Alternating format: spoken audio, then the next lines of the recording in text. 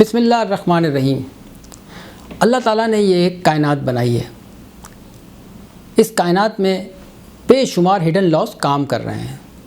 اس میں ایک اہم ترین law of cause and effect ہے۔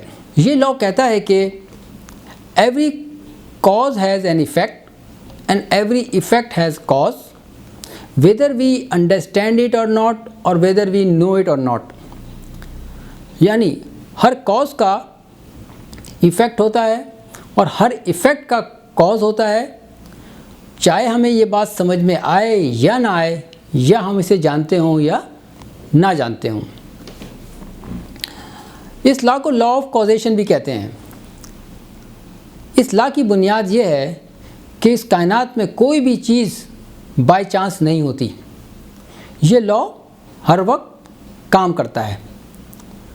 بہت سارے لوگوں کا یہ خیال ہے اور یہ کہنا ہے کہ ان کی زندگی میں جو بھی کچھ ہوتا ہے وہ بائی چانس ہوتا ہے، یا بائی لک ہوتا ہے، یا کوئنسیڈنس ہے، یا فارچون ہے، اس کے علاوہ کچھ نہیں۔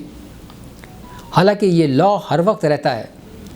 یہ ہماری زندگیوں میں، ہم سب کی زندگیوں میں آپریشن میں ہے۔ یعنی اس کا مطلب یہ ہے کہ کائنات میں کوئی بھی چیز کیوٹک نہیں ہے، یعنی کہ بے ترتیبی نہیں ہے، اور اس کائنات اور اس لا سے کوئی کانٹرڈکشن بھی نہیں ہے۔ اگر ہم ایفیکٹ کو چینج کرنا چاہتے ہیں تو ہمیں کاز کے بارے میں سوچنا ہوگا، اور اس کے لیے ہمیں کوئی ایکشن پلان بھی ترتیب دینا ہوگا۔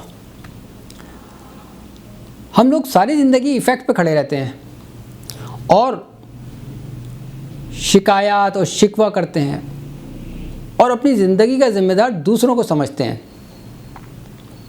ہم سمجھتے ہیں کہ ہمارا ریموٹ کنٹرول دوسروں کے ہاتھ میں ہے، اور ہم لاچار ہیں اور ہمارے ہاتھ میں کچھ بھی نہیں۔ دنیا میں بہت کم لوگ ہیں جو اپنی زندگی کا کنٹرول اپنے ہاتھ میں رکھتے ہیں۔ بہت سارے لوگ یا زیادہ تر لوگ یہ سمجھتے ہیں کہ کاز جو ہے، یا ان کا یہ بلیو ہوتا ہے کہ کاز یا کازز ان کے کنٹرول میں نہیں ہے۔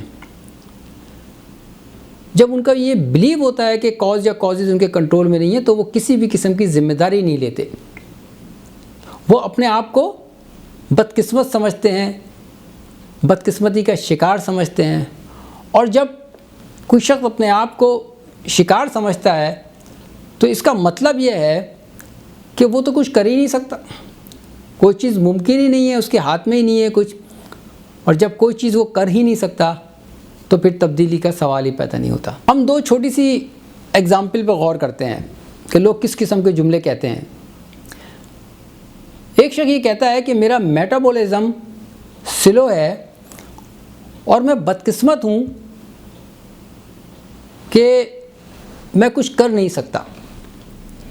لیکن ایک دوسرا شخص یہ جملہ کہتا ہے کہ میرا میٹابولزم سلو ہے لیکن میں ایکسرسائز سے اس کو امپروو کر سکتا ہوں۔ اب پہلا شخص جو ہے وہ ایفیکٹ پہ کھڑا ہے، جبکہ دوسرا شخص جو ہے وہ کاز کی بات کر رہا ہے۔ اسی طرح اگر ایک شخص یہ کہتا ہے کہ میں صبح اٹھتا ہے اور وہ یہ کہتا ہے کہ دیکھیں آج دن میں کیا ہوتا ہے، اور دوسرا شخص یہ کہتا ہے صبح اٹھتا ہے اور یہ کہتا ہے دیکھو میں آج کیا چوز کرتا ہوں اور دن میں کیا ہوتا ہے، تو پہلا شخص ایفیکٹ پہ کھڑا ہوا ہے جبکہ دوسرا شخص جو ہے وہ کاز پہ کھڑا ہوا ہے۔ یعنی کہ ہمیں ہر حالت میں کاز پہ کام کرنا ہے تاکہ ہمارا effect change who.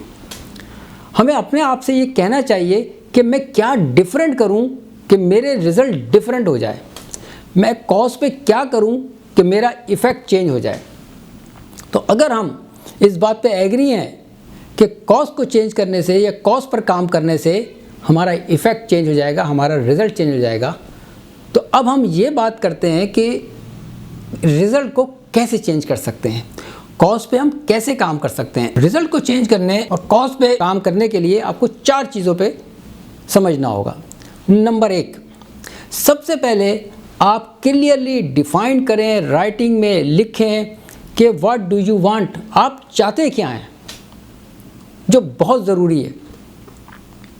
Clear cut, well defined in writing, آپ چاہتے کیا ہیں۔ نمبر 2، کمپریہنسو ایکشن پلان، ایک مکمل ایکشن پلان، کیا کرنا ہے، کب کرنا ہے، کس نے کرنا ہے، وغیرہ وغیرہ اس میں ڈیٹیلز ہوں۔ Number 3، flexibility. فلیکسیبلٹی کا مطلب یہ ہے کہ ریجیڈیٹی نہ ہو، مختلف آپشنز کو آپ اٹیمپٹ کریں، مختلف آپشنز کی طرف آپ جائیں گے۔ اور نمبر 4 ہے بی اویئر، یعنی کہ اپنے تمام سینسز کے ساتھ، پوری توجہ کے ساتھ سچویشن پہ نظر رکھیں گے، سچویشنز کو دیکھیں گے، بغور جائزہ لیتے رہیں گے۔ تو یہ 4 وہ چیزیں ہیں جن پہ اگر آپ کام کریں گے تو آپ اپنے کاز کو سمجھ سکتے ہیں، کاز پہ کام کر سکتے ہیں، اور الٹیمیٹلی آپ اپنا رزلٹ کو چینج کر سکتے ہیں۔ تو تھینک یو ویری مچ، انشاءاللہ نیکسٹ ٹائم پھر کسی ویڈیو کے ساتھ حاصل ہوں گے۔ خدا حافظ۔